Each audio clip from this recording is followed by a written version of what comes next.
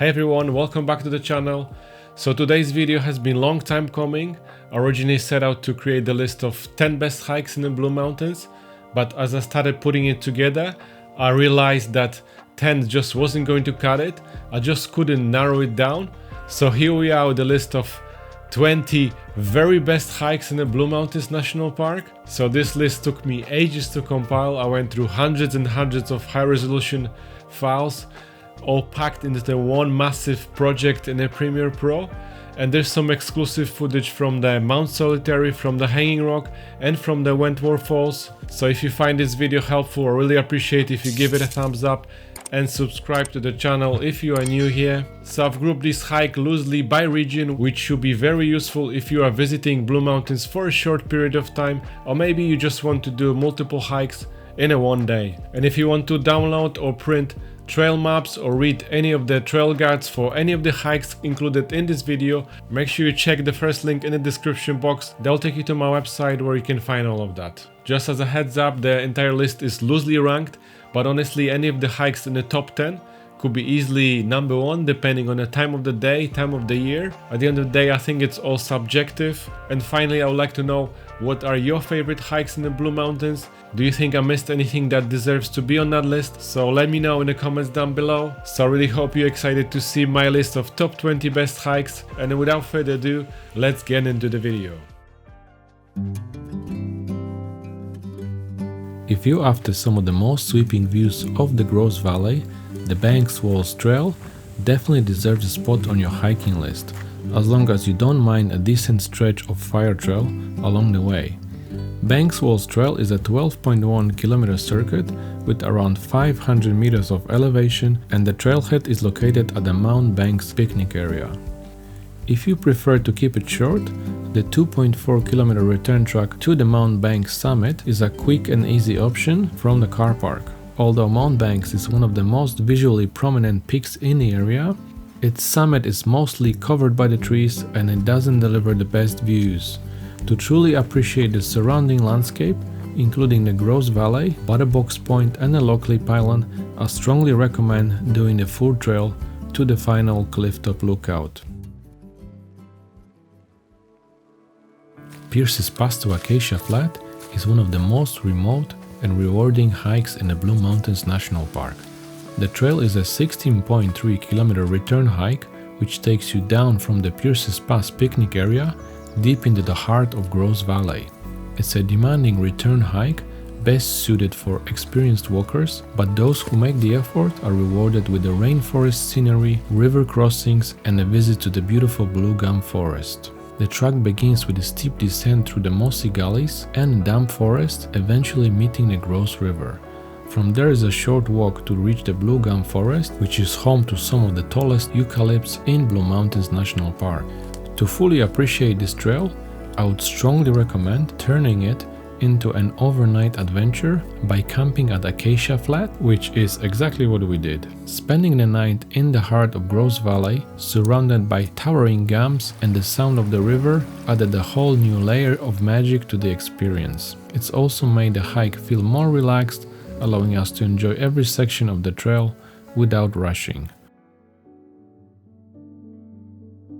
This adventurous hike leads you through some of the most unique geological formations in the Blue Mountains. Starting near Dargan, the trail takes you past the impressive sandstone formation of Dargan Arch, descends into Wollongumbe River Valley, and culminates at Goochs Crater, which is a peaceful hanging swamp surrounded by towering pagodas. The route is largely unmarked and requires navigation skills, as it involves off-track sections, river crossings, and steep scrambles. Along the way, you will see diverse landscapes, including dense bushland, open ridgelines with panoramic views, and a notable camping cave adorned with Aboriginal hand stencils. The final descent into the crater reveals a lush, grassy basin that transforms into a reflective lake after heavy rains. Hidden in the heart of Lawson, the Empire Pass walking track, or the North Lawson Waterfall Circuit, is a 5.1 km loop that guides you through rich rainforest and a chain of scenic waterfalls. Starting at North Lawson Park, you will wind your way past Fairy Falls, Dante's Glen, St. Michael's Falls, and Frederica Falls, each one offering its own slice of magic. The trail follows trickling creeks, crosses mossy stepping stones, and weaves through fern-filled gullies, making it a peaceful and immersive bushwalk. If you are looking for a peaceful nature walk without the crowds, the South Lawson 5 Waterfall Circuit is a great option.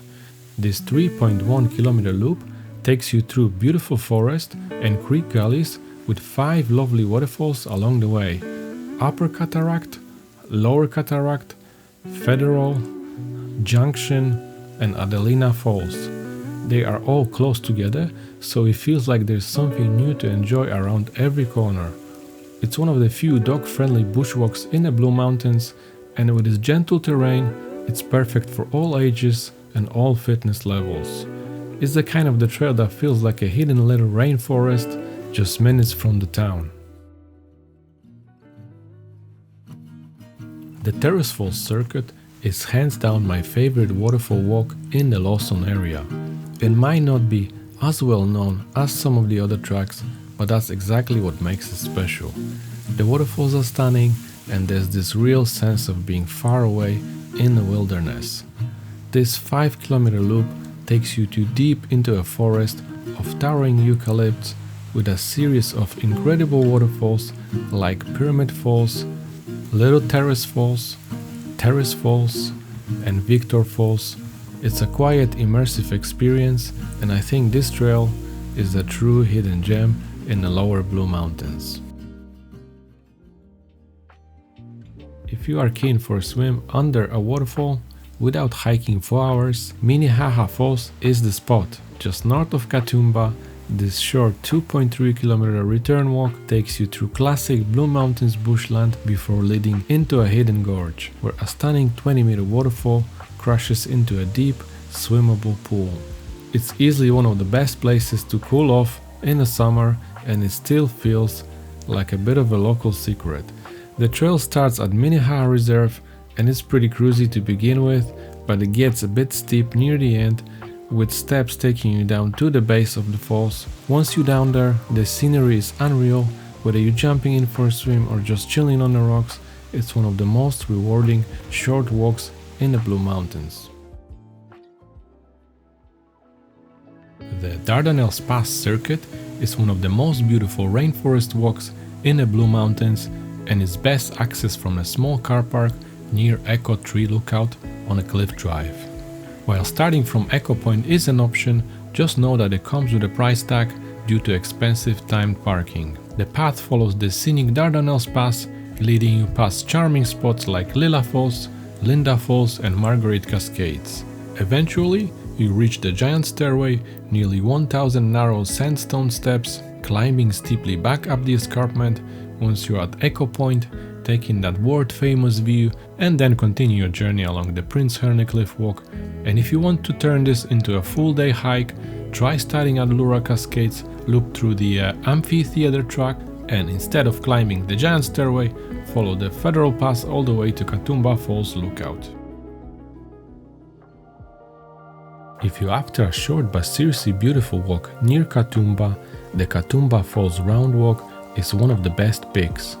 Starting from the scenic Ward car park, this loop takes you past clifftop lookouts, lush forest paths, and gives you amazing views of both the Katoomba Falls and the Three Sisters. You'll catch the waterfall from few different spots. There are also some hidden gems along the way, like the Witch's Leap, with mossy boulders and trickling water, giving the place a bit of a fairy tale vibe. Even though it's so close to scenic Ward, parts of the trail feel surprisingly quiet.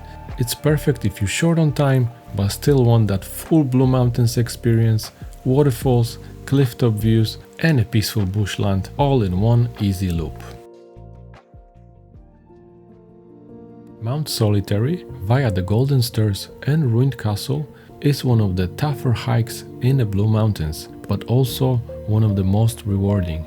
You can do the whole thing as a day hike like I did, but just be warned, it's going to be a big day. A more relaxed option is to hike as far as Ruined Castle and turn back, or do it as an overnight trip and camp up on a Mount Solitary. The trail starts with a steep descent into the Jamison Valley via the Golden Stairs, then flattens out as it winds through the rainforest. From there, you climb up the rocky outcrop of ruined castle, an awesome spot for a rest and some epic views. If you decide to push on, the track gets tougher, climbing along the narrow, rocky, coral knife edge ridge until you reach the summit of Mount Solitary. This is one of the most remote and demanding hikes in a region, wild, quiet and incredibly scenic. Next time, I will definitely camp up there on the Mount Solitary and turn it into a 2-day trip. The views and solitude are definitely worth stretching it out. Wentworth Pass in Wentworth Falls has long been one of my favorite day hikes in the Blue Mountains, packed with adventure, beautiful waterfalls, ladders and a rainforest section that feel truly wild.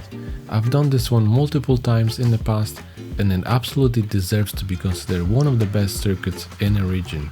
Sadly, much like my second favorite, the National Pass, which runs parallel to Wentworth Pass, this trail has been closed for several years due to the landslide damage and safety concern, which is why it no longer ranks at the top of my list, and all of the footage you see right now are from many years ago. Despite the closure of the Wentworth Pass, the area has still plenty to offer, and if the main pass is still closed, I suggest parking at Fletcher Street Car Park and heading down to Empress Falls, a short but scenic hike with several waterfalls along the way. From there, you can either continue along the Overcliff track for some amazing clifftop views, or drive to the main Wentworth Falls picnic area and follow the steps down to the upper Wentworth Falls, which is another iconic viewpoint that never disappoints. The trail to Asgard Swamp and Thor Head is a bit of a hidden gem on the northern edge of Blue Mountains. It starts just off Victoria Falls Road near Mount Victoria. It follows the Asgard Swamp Fire Trail with side tracks leading to some amazing spots, including Thor Head, Asgard Swamp, the Old Asgard Mine, and finally Asgard Head. One of the best early highlights is Thor Head, a rocky outcrop with sweeping views over the Gross Valley. The side trail isn't marked, but it's easy enough to follow, and the views are absolutely worth it. You also pass the ruins of the old Asgard Mine and Kiln, a bit of Blue Mountains history from the 1800s. The mine tunnel goes about 30 meters into the hillside, so bring a torch if you're keen to take a look inside. But for me, the real standout is Asgard Head. This cliff edge lookout feels wild and remote, with massive views that stretch all the way to Victoria Falls. It's quiet, dramatic, and easily one of my favorite spots in the region. If you're looking for a remote waterfall adventure without the crowds, Victoria Falls walking track near Mount Victoria is a great pick, and honestly, it's one of my favorite less traveled walks in the Blue Mountains. The trail starts with a stunning lookout over the Gross Valley, then leads you down into a quiet forest, following Victoria Creek all the way to the base of the falls. One of the best spots along the way is Victoria Cascades, with a small waterfall and a few calm pools, perfect for cooling off in the summer. The highlight, of course, is Victoria Falls itself. The waterfall drops dramatically over a sandstone ledge into a crystal clear pool surrounded by towering cliffs. The return climb is definitely a workout, so take your time and come prepared. I assure you that it's worth every step. Butterbox Point is one of those short Blue Mountains walks that feels way more adventurous than it should. It's only about 3-kilometer return, but from the moment you start, you're surrounded by the wild beauty of the Gross Valley. The track starts off gently, weaving through a rare hanging swamp, before suddenly revealing a narrow paths, steep ledges and dramatic drops. It's kind of the trail that feels remote and raw, even though it's not far from town. At the final lookout, you're rewarded with an incredible panorama, Lockleys Pylon, Mount Banks in the distance, massive cliffs of Walford Wall right in front of you, and a sea of untouched wilderness as far as you can see. If you want even more, you can pair this walk with the nearby Mt Hay summit track, but even on its own, Butterbox Point is a standout experience. If you're looking for a trail with sweeping Gross Valley views and a bit of more distance than a Butterbox Point, Lockleys Pylon is a perfect choice. Located along Mt Hay Road, this rewarding 7-kilometer return walk offers a gentle climb through heathland before opening up to some of the most panoramic views in the Blue Mountains. At the summit, the view is nothing short of spectacular. Mount Banks and Mt Hay stand tall in the distance, and if you look closely, you'll spot Fortress Falls cascading down the cliffs on the opposite side of the valley. If you're still feeling energetic, you can keep walking beyond the pylon along the short ridge path towards Doofour Head for even more breathtaking perspectives of the valley. Fortress Ridge is without a doubt my favorite trail along Mt Hay Road, and for a good reason. It combines sweeping lookouts, exciting off-track detours, and a real feeling of exploration. You can extend the walk to around 12 kilometers by adding in detours to Fortress Rock Lookout, Dr. Dark's Cave, and Fortress Falls. If you're after something more relaxed, just head straight out to the Fortress Ridge Lookout and come back the same way. The views alone are worth it. But if you are keen to explore further, the side tracks are where this trail really shines. Just be ready, the tracks down to Dr. Dark's Cave and Fortress Falls are very steep and involve a bit of rock scrambling.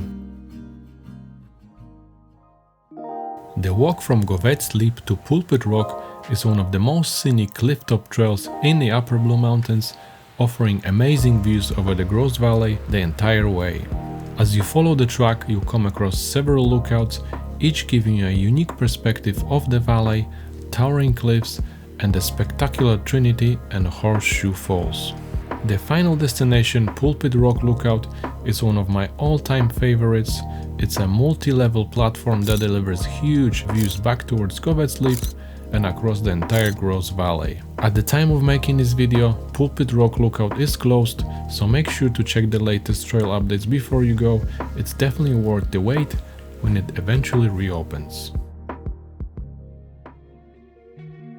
At a first glance, the track out to Hanging Rock might not seem like much. Most of the trail is a straightforward fire road through typical bushland, but don't let that fool you. This is one of those hikes where the payoff comes in a full force at the end. As soon as you reach Balzer Lookout, you'll get uninterrupted views over the Gross Valley, and just a few steps further is a dramatic Hanging Rock, a narrow sandstone blade split off from the main cliff. On my last visit, I finally decided to make a leap across the gap and stand on a Hanging Rock itself.